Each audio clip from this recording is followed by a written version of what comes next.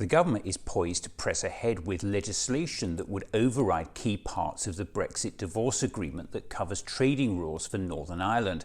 The government's position on the legality of its bill is this. The government's view is that such a course of action is lawful and in accordance with international law. But Johnson's government outright refuses to disclose any advice it's received to that effect.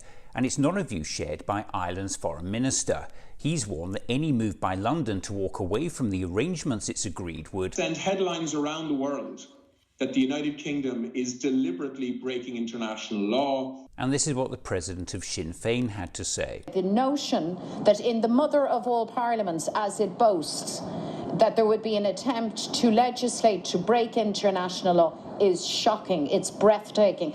Conservative MP and longtime ally of Boris Johnson, Jesse Norman, highlighted the likely illegality of the policy in his recent excoriation of Johnson's political agenda.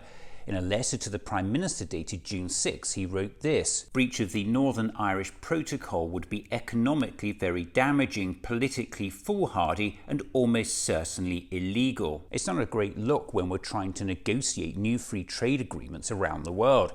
And remember, Johnson's government has form on this. I would say to my honourable friend that yes, this does break international law in a very specific and limited way.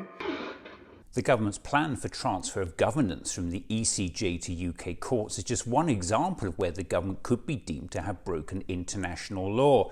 And the explanation given by the Prime Minister for tearing up the deal he negotiated and signed just 2 years ago is this. I hoped and believed that our friends would not necessarily want to apply the protocol in quite the way that they have. The Prime Minister has refused to elaborate on what made him hope and believe the EU would ignore an international treaty he personally negotiated and agreed. And it's worth remembering how we got here. This document is talking about checks both ways. And that's wrong, because there won't be checks.